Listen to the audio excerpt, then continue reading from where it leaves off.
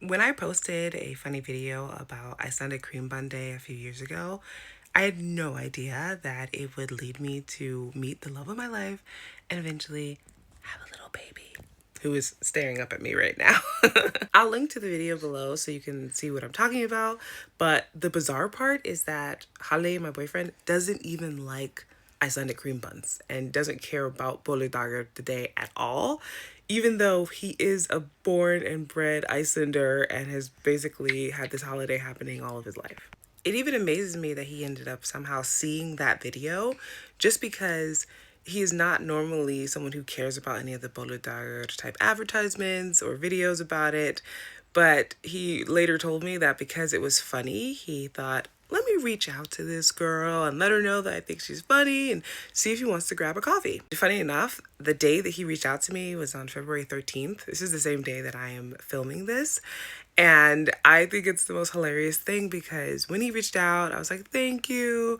I appreciate, you commenting on the video. And you would think that after he messaged me, the rest would be history. But no. Actually, I ended up responding to him and thanking him for reaching out and the compliment about the video. And of course, asking me for coffee, but I wasn't available. And he was very gracious about that.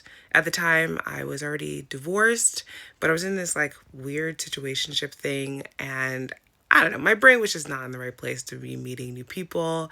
And so I just kind of didn't think about it anymore after that. When I look back at it now, it's funny that a couple of days after he had messaged me, I actually stopped that situationship and did a reevaluation of myself and decided to sort out what I was looking for, which eventually led me to decide to get on the dating scene here in Iceland.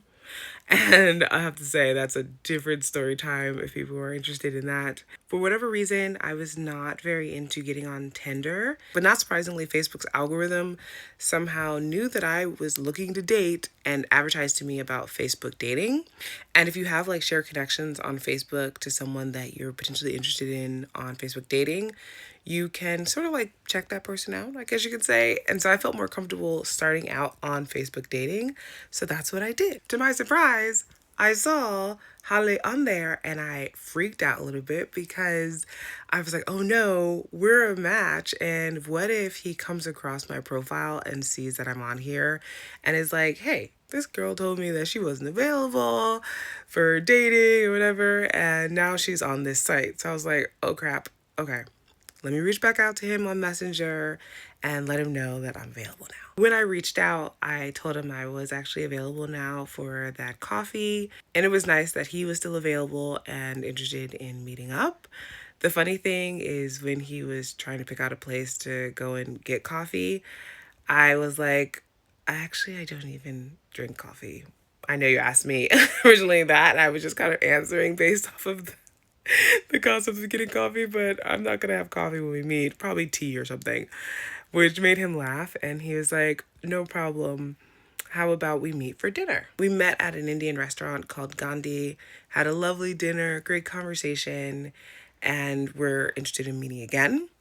But I'm at this point in my life not just like falling into a relationship. I was really vetting and being sure because I was afraid that like my ability to pick a good partner was completely off, to be honest. And maybe it was. And I needed to give myself time with the person, a lot of time before I could say, yeah, this is for me, or no, let's move on and go our separate ways. So we dated for a month, and meaning just like meeting up and chatting, nothing intimate, nothing like that. It was just getting to know each other. In that time frame, there were so many things that happened that made me feel secure about starting a relationship with him. And I just knew, like, from that moment, like, this was something much more special than some random dude that I was just trying to make it work with. Rather, this was like an individual that I could see myself being with long term. And I was excited about that. And it's just, yeah, it was crazy how it all just unfolded. What's amazing to me is that from when we met and up until now, some years later, our relationship has just gotten better and better. And we've merged our families because he has two children previous to us being together. And of course, now we have a child together. What even blows my mind more is that I don't think these dates are coincidences, because I found out that I was pregnant on February 13th. So, like I mentioned, he reached out to me on February 13th of one year, and then following us being together on February 13th again, I there's a very faint line on the pregnancy test that Holly went out and bought for me, because I was telling him that I think I might be pregnant because I didn't get my period and something's going on here. Now, granted, it's important to know that we already knew we wanted to have children together. In fact, it was the first question I asked him on our first date, because I was like, look, you don't want to have kids, or more kids for that matter, that's fine, but I'm just curious. And he was like, no, I definitely do. And what about you? And I was like, yeah, I do want to have kids. And so we were operating eventually in our relationship in the space of like, we want to have a child. And I was, of course, trying to plan it. When we stopped planning it is when it happened. This is usually how that goes for many people. And he had gone out to buy me a pregnancy test, but I didn't know that I was supposed to use it with my first like pee in the morning. So on February 13th, there was a very faint line, and I was like, I mean, they say there's no false positives, but maybe I should take another one. So on February 14th, Valentine's Day, is when I got this very clear line that it's happening. It is definitely the case that our little bundle of joy is already starting to grow. I find it very sweet and beautiful that it was on Valentine's Day where it was confirmed for sure that I was pregnant, and that our lives were going to change even more for the better as we continued on our journey together. While Holly still is not the biggest fan of Icelandic cream buns, he is way more appreciative and happy about Bolludagur, Icelandic cream bun day, because it led us together. Like, my love for Icelandic cream buns led to the love of my life, which led to even more of a love of my life because this little cutie is here.